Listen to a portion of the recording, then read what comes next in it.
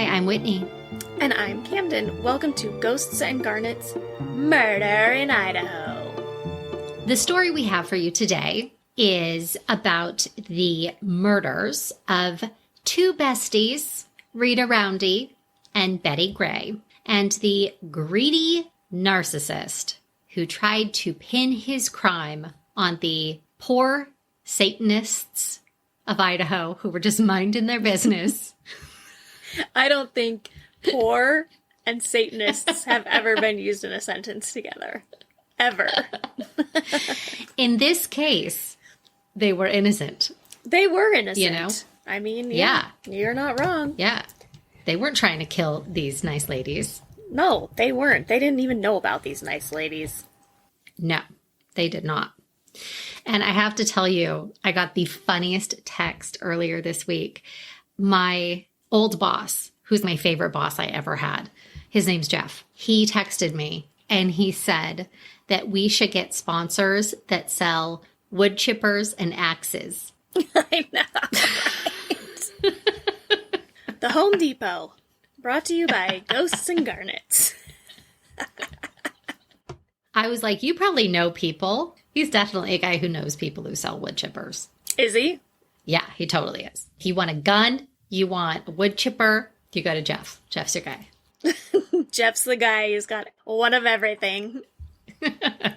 All right. So we are going to be taking you guys back to Idaho Falls. I did not realize that Idaho Falls has this much shadiness coming out of it.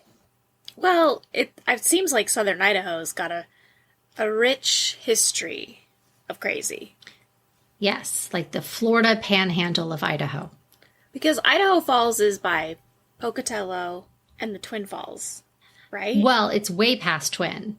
So it goes Twin Falls, Pocatello. A shitload of empty space, Pocatello, and then I think like 40 miles out of Pocatello, you've got Idaho Falls. Anyway, so we watched an On the Case with Paula Zahn about this episode. We did. And did you notice that the detective Victor Rodriguez, was the same one that was in Ice Cold Killers with Paul Ezra?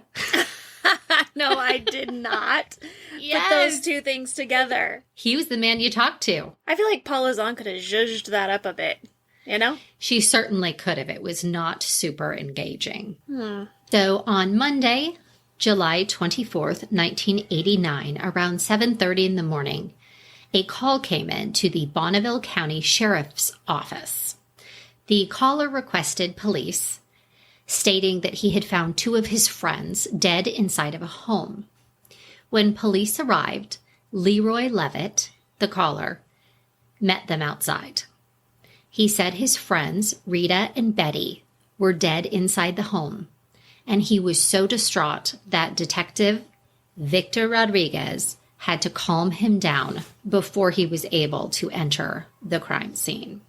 Upon entering the kitchen, Rodriguez saw 18 white saucers set up in a U shape on top of the stove.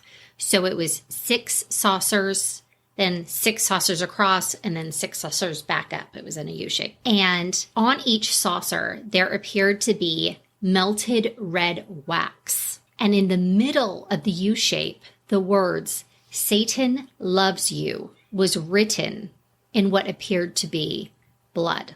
Now, handily, Detective Rodriguez was an expert on satanic cults. Blew my mind. Just 'cause. How lucky was that? I think this was in the midst of the satanic panic of America, late 80s, early 90s. So I think they had to have a guy. A Satan guy. A Satan guy, yeah. So he was an expert. But as he made his way through the house, he was confused by the lack of gore. Because apparently with ritualistic killings, they're very messy and, they want to leave a scene. And there wasn't any of that in this house. Entering Rita's room, he saw her sitting in her bed with her head lowered to her chest, and she appeared to be sleeping. There was a small bullet hole to the side of her head, no sign of any kind of violence or struggle, and there was barely any blood in the room. Right. She was also still holding the book she had been reading in her hands. Like, that's how quietly and quickly this had been done. I wonder what she was reading. That's a good question, though. Curious. In the guest bedroom, Betty, her best friend, was sleeping on her stomach, and she had a single gunshot wound behind her left ear. It appeared that both women had been asleep or resting when they had been shot. Along with there being no signs of a struggle, police noted nothing had been taken from the home. The only thing that was kind of off was a small trace of blood in the bathroom sink. Also, the toilet seat was left up in the bathroom, even though only Rita and Betty had been in the home. You know, they are not leaving the toilet seat up. So we don't do that. Because we don't like falling in. It's unpleasant. That's the worst. Police also found in the living room, on the table, there was an empty Mountain Dew can and an ashtray filled with menthol cigarette butts. And neither Rita or Betty smoked. It appeared that the killer had taken his time, rested a while after he murdered these two women, relaxed in the recliner. With his disgusting Mountain Dew. Grow up. Had a Mountain Dew, and menthols. Mountain Dew and menthols. It's like he's a 15-year-old high school girl. He is. He is. Do you remember? We used to name randos that we or our friends would date, and Erin had one called Pepsi and a Cigarette. I do. Shout out, Erin. Pepsi and a cigarette. Yep. So this guy was Mountain Dew and a menthol. There was almost no physical evidence, and only one bullet was found, which was embedded in the wall in Rita's room. There were no spent shell casings anywhere in the home, but they did identify the bullet as a 9mm. Outside of the home, police noticed bicycle tracks in the gravel driveway, which was strange as Rita did not own a bicycle and Betty was visiting from out of town. We'll tell you a little bit about the victims. Rita Roundy, it was her home. She was 49 years old and she managed a sporting goods store. She was a divorced mother of 3. Her children, she had 2 sons and a daughter, and they were all adults and lived outside of Idaho Falls. Police first notified her 25-year-old son, Paul, who was living in Denver. Then 27-year-old Clayton was informed, and he drove 45 miles to tell his sister Ruth Ann in person that their mom had been murdered. Betty Gray, who had been visiting Rita, lived in Jackson Hole, Wyoming. They had become good friends when Betty and her husband Bill became customers of Rita's sporting goods store. Bill and Betty owned a pawn shop, and they had been married since Betty was 18 years old. They took off to Vegas, got hitched, didn't tell her parents. They had 2 adult children, and Bill had some pretty complicated health issues, and he was recovering from a kidney transplant at this time. Betty's daughter, Sarah, had recently found out that she was pregnant and had not told her mom. This is heartbreaking. Mm. She said in the Palazon episode that she hadn't told her mom yet, and she ended up telling her mom through a body bag that she was pregnant. Incredibly sad. Mm-hmm. So her husband, Bill, appeared to be very upset and told anyone who would listen that he believed it was a cult or a terrorist act that had killed Betty and Rita. Besides running the family pawn shop, Betty was also known around town as the cake lady because she made elaborate cakes for people in the community just because she was a nice lady who liked to bake. Mm-hmm. So police were totally stumped. They needed to figure out if the intended victim was Betty or Rita, and so the investigation began. Well, what I find funny about this whole thing is the bike. Because where I live, people don't ride bikes. There's like Really? 3 people. What? I don't know. People just don't ride bikes around here very often. I mean, you see like kids and, but not... Mm-hmm. You have like bicycle commuters and stuff. Right. Everyone in Boise is riding a bike. Right. If the weather is nice. Right. So that sounds normal to you. But here I'm like, so what happened a couple months ago, this guy gets in a domestic with somebody, and to get away, he rides his bike, and he has to go up this like mountain on his bike. No. And the whole thought of this getaway on a bicycle is a lot for me to take in. Yeah. It's not the first getaway after a murder I've heard of on a bicycle. I mean, it's kind of smart if you think about it.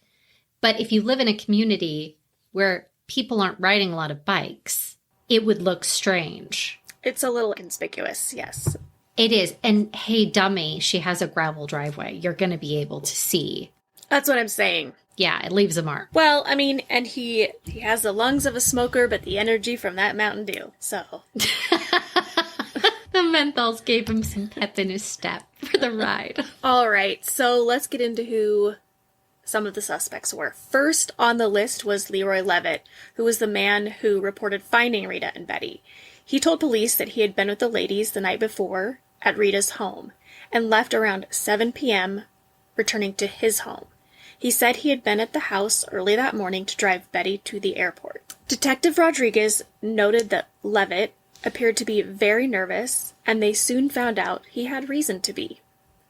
During the course of the investigation, police found out that Leroy Levitt and Betty had been having an affair for 18 months. They appeared to have been making plans for their future, and both had made the decision to leave their respective spouses. But then the police discovered that Leroy had never had any intention of actually leaving his wife, and started to believe that on top of his failure to disclose the affair, he may have murdered the women in order to keep the affair quiet from his wife. Levitt took a lie detector test, and he failed. Detectives told his wife about the affair, and she was shocked and upset, but confirmed that Leroy had been home with her all night.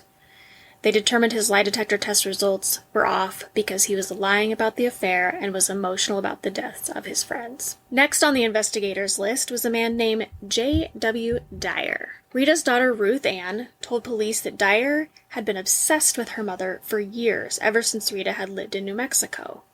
Rita had told her children on several occasions that Dyer was threatening her and that she was afraid of him. When she had turned him down, Dyer had threatened to kill her in front of a witness. They tracked him down in Oregon, and he copped to the threat but denied being in Idaho. He took a lie detector test and passed, and they confirmed his alibi. Next up was Rita's most recent boyfriend, Hugh Riley. He was a salesman who worked with Rita at the sporting goods company.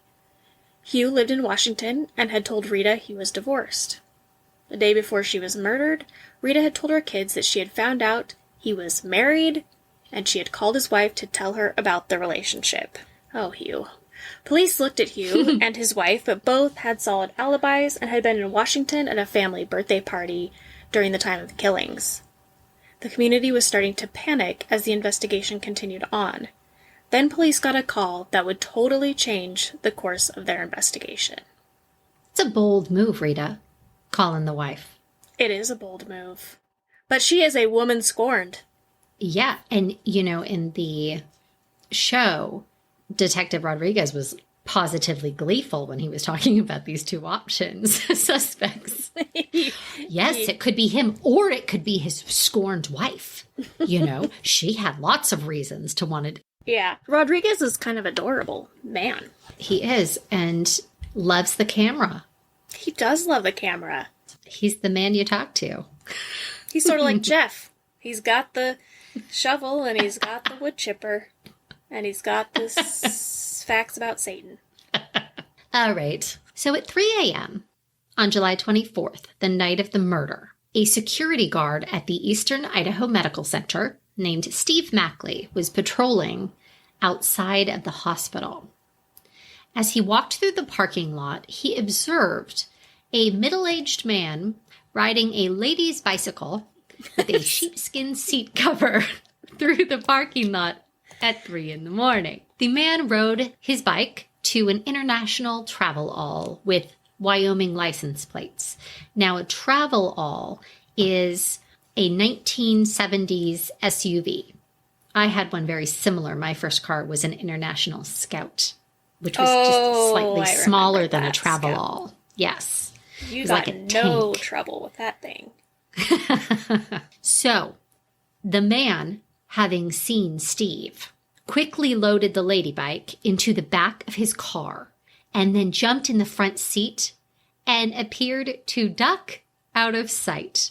He was hiding. He was hiding from Steve Mackey in the parking lot. So, because this was a little suspicious, Mackey approached the man and pointed his flashlight into the car. He questioned the middle-aged white guy for about a minute and noticed the man was sweating profusely and having trouble catching his breath.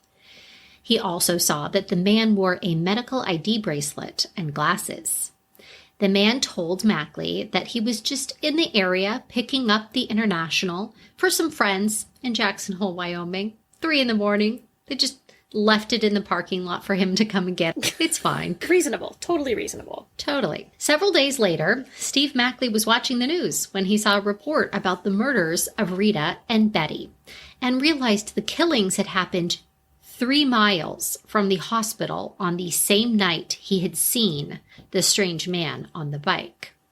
Mackey contacted the police and told them what he had seen. He described the man as in his 50s with gray hair and a backpack riding a girl's bike. When asked to help a police artist create a composite sketch of the man who he had seen, the sketch was a replica of Betty Gray's husband, Bill. The guard then picked Bill out of a photo lineup. The police started investigating Bill Gray, and they contacted the Jackson Hole Police Department and asked them to go to the pawn shop. They wanted to check things out. They wanted to see if they could find this International Travelall. And wouldn't you know it, the Jackson Hole Police pulled up in front of the pawn shop, and sitting right there was a green International Travelall, just hanging out. They took some pictures and unknowingly also captured the appearance of a lady's bike with a sheepskin seat cover leaning against the side of the pawn shop. They also confirmed that Bill smoked the same menthol cigarettes that they had found in Rita's home. Police were convinced Bill Gray was their killer. Investigators brought Bill into the station and questioned him about the deaths of Rita and Betty. Bill was totally defiant and angry and completely denied being involved in any way. He said that he and Betty's marriage was fine and that he had no idea she had been having an affair. Unfortunately for Bill, Betty had told some people, including her sister, that they had agreed to a divorce and were just waiting for the right time to announce it. People also discovered that Bill had purchased a life insurance policy worth $250,000 for Betty several months prior. They got a search warrant for both Bill's house and the pawn shop, but were unable to find the murder weapon. Despite all of the circumstantial evidence, the district attorney at the time did not feel they had enough to prosecute the case, so things went quiet. As time went by, even Bill and Betty's kids began to believe that he was guilty. Their daughter, Sarah, her brother, and their aunt, who had been Betty's sister, filed a wrongful death lawsuit against Bill, against their dad, and won. This win pressured the newly elected district attorney to move forward. On April 9th, 1992, police arrested Bill Gray in New Mexico and charged him with the murders. Victor Rodriguez, the detective on the case, said Bill was very surprised when he was arrested. Bill had no inkling that he was actually going to get in trouble for this at all, because he's a narcissist. He must be, like, seriously delusional, because what was his end game here? With insurance bought just a couple months before, he lies to the police about not knowing about her affair and that they were getting a divorce. Like, does he seriously think I mean, I guess he hasn't watched enough Datelines like me, but... I'll talk about it a little at the end, but there was actually a book written about this by a lady from the area. But she goes real into Bill's history. No, this was not his first foray into criminal behavior. Oh. Yeah. Well, I didn't know that part. Well, I'll tell you about it. You know what? It just really feels like it was. He's not good at this. No, he should not have decided on a life of crime, because it is not working out for him. All right. So, the state's theory. Let's get into that. After learning that Betty was having an affair and that she wanted a divorce, Bill decided to kill his wife and hatched a plan. First, he bought a 1971 International Travelall and registered it under a false name. Then, in the early morning hours of July 24th, he drove the Travelall from his home in Jackson Hole to the Eastern Idaho Medical Center in Idaho Falls.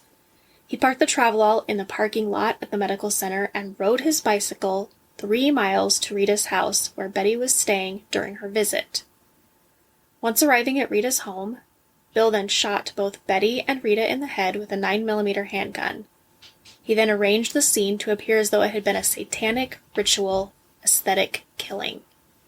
After hanging out at the house for a while, having his Mountain Dew and his menthol cigarettes, he got back on his lady bike and rode the 3 miles to the hospital, where he loaded the bike in the vehicle and drove back to Jackson Hole. Interestingly, the candles turned out to be incredibly helpful to the prosecution. They were able to time how long it took those particular candles to burn down, and because of this were able to get an approximate time of death. So when they had arrived at the home, the candles were burnt out, but the wax was still warm, which led them to believe that the deaths took place between 2 and 3 a.m. This lined up with the timeline of the security officer seeing Bill in the parking lot of the hospital. Bill's defense essentially was that everyone else was lying. He was not a murderer, and he was not in Idaho that night. He testified he did not know about the affair and that he was too out of shape and his health so terrible that he would be physically unable to ride a bicycle 6 miles. Gray also explained that he had bought the Travelall for someone else as part of his pawnshop business, although that person was never found. Gray's defense team was able to use the list of suspects that the police had interviewed as options other than Bill. The defense also tried to prevent the state from introducing Mackley's identification of Bill as the bike rider. They argued that the photo array that Mackley was given called the attention to Gray and was unduly suggestive. In the array, Gray's picture is the only one with a dark pink tint. Also, only Gray and one other man are shown wearing glasses. The other man was wearing sunglasses, while Gray was depicted looking out over the top of reading glasses, a characteristic Mackley had noted regarding the person he saw.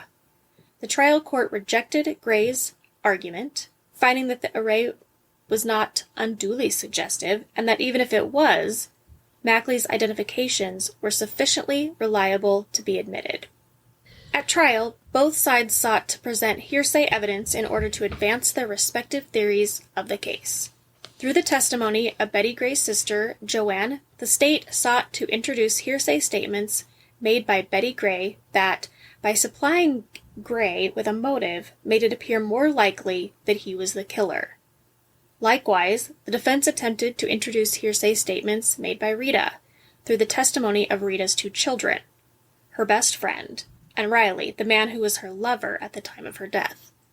These statements made it appear more likely that Roundy's former lover, Dyer, was the killer, as he had threatened and stalked Roundy. Over Gray's objections, the trial court allowed the state to introduce some of Betty Gray's hearsay statements. Her sister testified at that hearing about several conversations she had with Betty. She testified at trial that Betty Gray said that she was having an affair and wanted a divorce, that Gray had learned about the affair and desire for divorce, that Gray had asked her to keep it secret, and that he had become angry when she divulged the secret. In a particularly emotional exchange, Bill and Betty's daughter, Sarah, testified. From the stand, Sarah sobbed and asked her father to please admit his guilt. As she left the courtroom, she stopped and looked at him and said, "I still love you. I'll never forgive you, and I really want a hug. The bailiffs would not allow him to hug Sarah.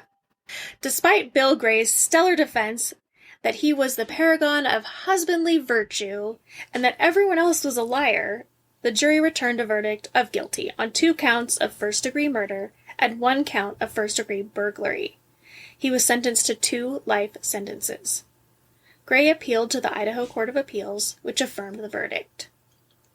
Gray then filed a petition for review with the Idaho Supreme Court and, after it was denied, a petition to the United States Supreme Court, which was also denied. Bill Gray served 17 years in prison before dying on November 16th of 2010. He never admitted killing Betty or Rita. No. So let me tell you about this book. It is called When Greed Turns Deadly by Dixie Murphy. And I read some of it.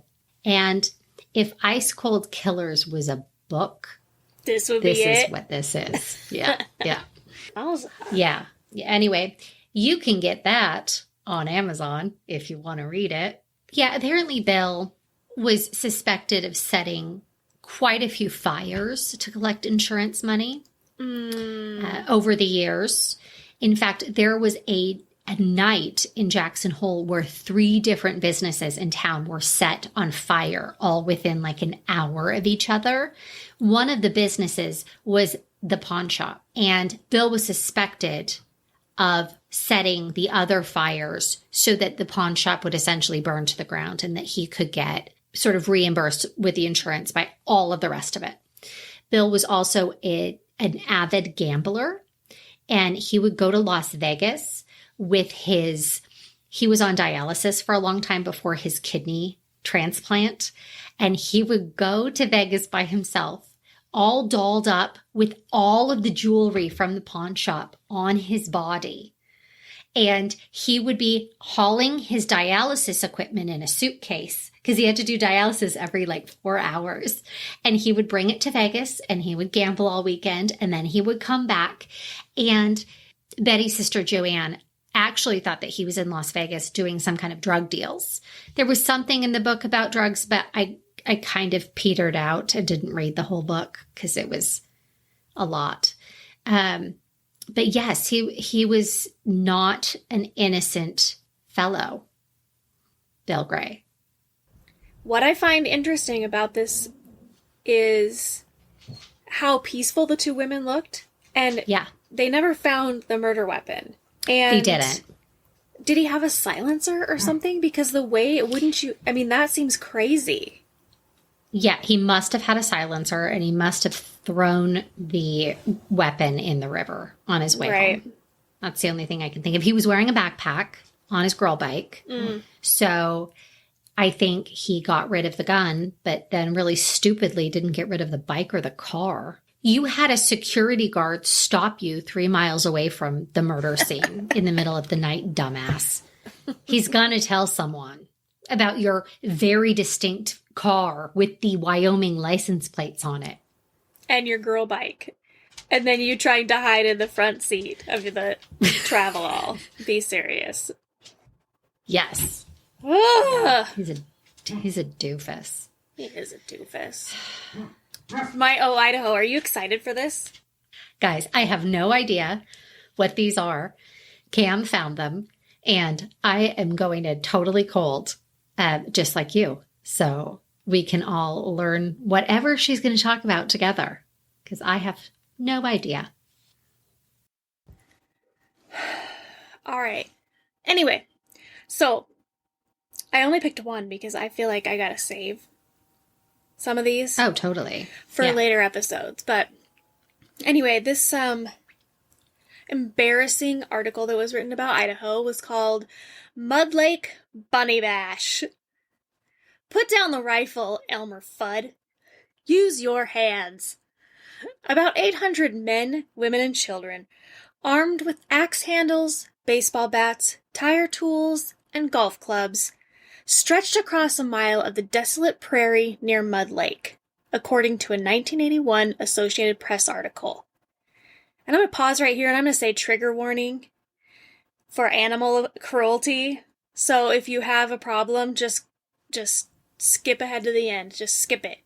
Anyway. Oh, God! They rounded up jackrabbits, which they claim have done an estimated $5 million in crop damage. Many of the jackrabbits were beaten to death during the drive, and others captured in a pen and had their necks broken and their heads chopped off. Hundreds of thousands of squealing jackrabbits, more than 1 million, the organizer later told the Post-Register, were killed during that winter during bunny bashing drives in eastern Idaho. What? Although the practice dated back to the prior century, this Mud Lake spectacle outraged the nation, as it should. Another gem. The Mud Lake Tavern served Bloody Bunnies. Bloody Marys with lettuce stalks instead of celery. Citing animal cruelty, animal rights lawyers tried to halt the slaughters. They lost in court. Either way, the jackrabbit population soon dwindled and the drives vanished, along with the national media attention. Can you even believe that? What I just read? I wish you guys could see Whitney's face, because she looks troubled. I am not often without something to say. This is true. Did I do it? I did it. I did it, guys. I did it. I have left Whitney speechless. First time in 42 years. I am... More than 1 million jackrabbits. Huh? More than 1 million. Yeah. Well, anyway, I mean, this had nothing to do with Roundy and Gray, but no, I just really reached for the stars. It's still murder. It is murder, and it is in Idaho. I'm assuming Mud Lake. It's in eastern Idaho. Mm-hmm. Eastern and so southern same Idaho, area. I've never heard of Mud Lake. We haven't heard of a lot of things. We hadn't heard of Santa, Idaho. Well, that's true. That is a true story that you just told. So why do you think instead of shooting them, they bludgeoned them? Because people saving are bullets, disgusting. Maybe? Well, yeah, I mean, that stuff's expensive. And what do you do with 1 million jackrabbit corpses? I bet they made rabbit stew. I don't know about that. And some hats. You would destroy the pelt by bludgeoning. All right, well, they probably I bet they just threw it in a big pile and burned it. Gross. I know, it's terrible. I don't enjoy a bunny bash. I used to have a bunny. His name was Thumper. I think we all had bunnies at one time. You had a bunny. That our parents... I had a Our parents went to the farm. Our bunnies went to the farm. Oh, I have a story about my mother. So I had to have like a widener on my top jaw. That. And I wouldn't let them turn the key to widen my top jaw. So my mom started paying me $1 every time that she would have to turn the key so I wouldn't run away from her. And by the end of it, I had enough money to where I was like, I want to buy a bunny with my money when I was done with this orthodontia stuff. So we went to the pet store and they sold us a mini lop-ear rabbit. And within 2 months, this mini lop-ear rabbit weighed like 50 fucking pounds. It was enormous. And it ate all the floorboards in the house. And we had to... Everywhere. It pooped everywhere. It dug out of every single thing we could do. So we had like a back deck that was up on the second story that sort of moved out. And they had to build a hanging rabbit enclosure because it could dig out of anything that they put him in. And then one day a neighbor brought this giant rabbit back and it had been in a fight with a cat and it was missing an eyeball. Ew. And turns out that my mother had released the bunny into the wild, hoping that into the wilds of the Boise we foothills. lived in the foothills, super wild. Just across the street, the bunny could just have hopped up into the foothills because there was nothing up there then, and probably be eaten by a coyote or some such thing. And instead, the neighbor brought the bunny back. The bunny would not go away. Poor Nancy. And then I do actually think that the bunny ended up going to live at the Boise Zoo. Oh, is that the farm your parents took it to? No, cool. I'm pretty sure we went and saw the bunny at the zoo. Mm-hmm. Anyway, it was for sure you couldn't miss him. Bunny. He was a 50-pound one-eyed bunny. I would love to check the facts on that. I'm dead. He was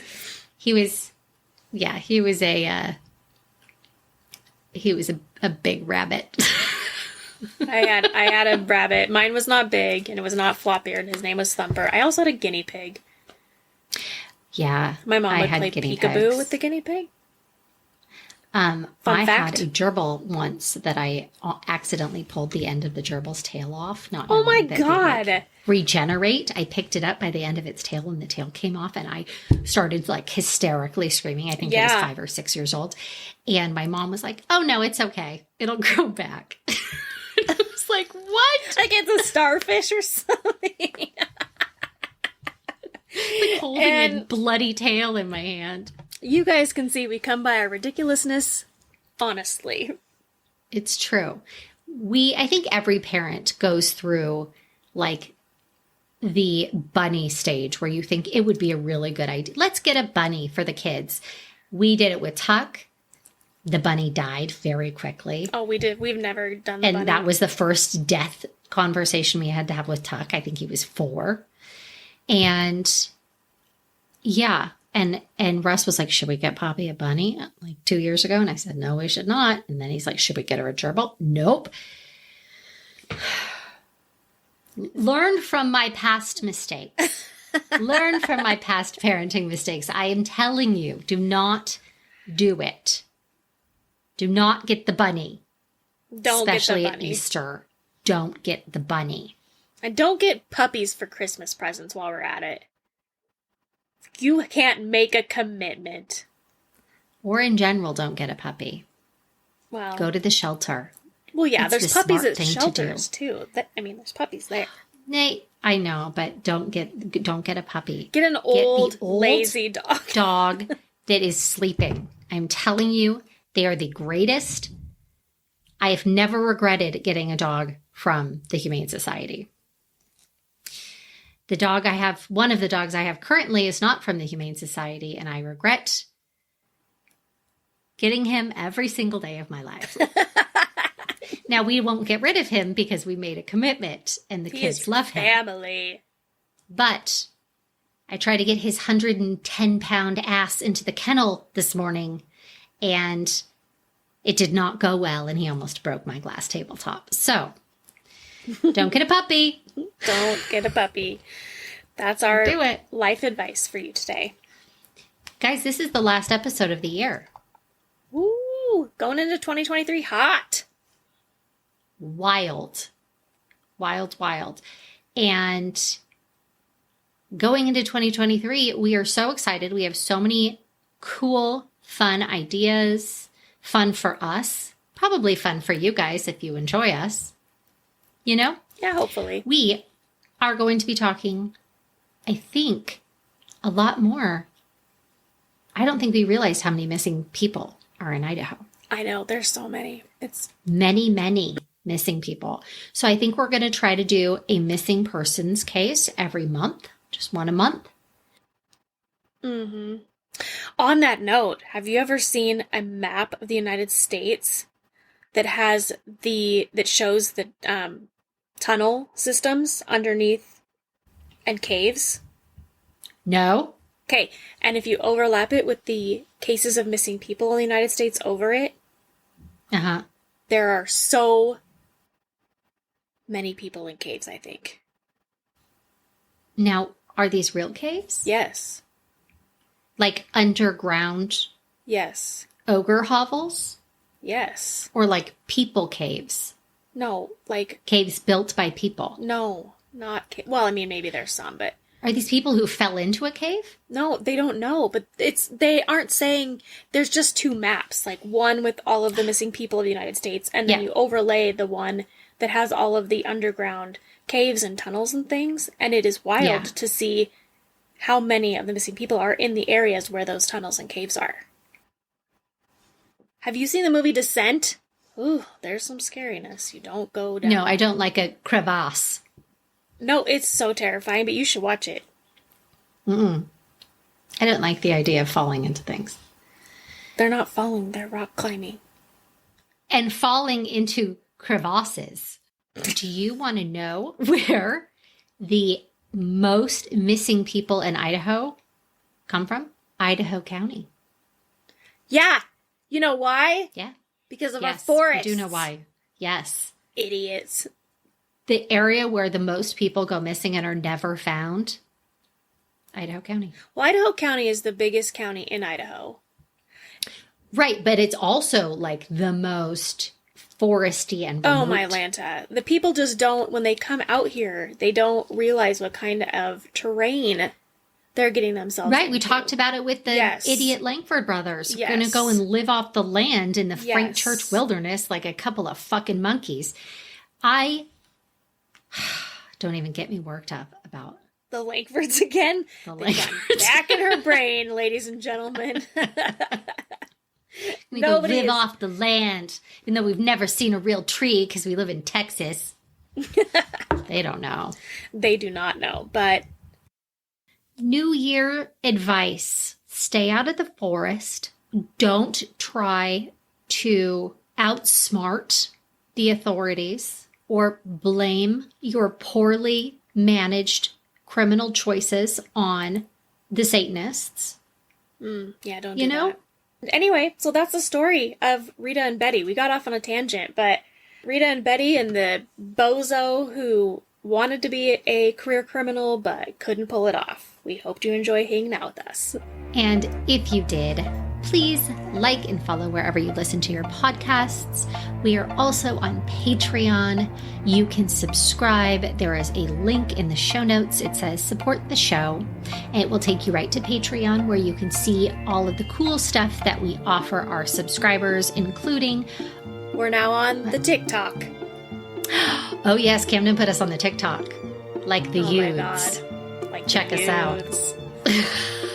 If you would like to sponsor the show, you can email us at ghostsandgarnets@gmail.com. Thank you so much for listening. We appreciate you. Thank you for listening, and we'll see you next time.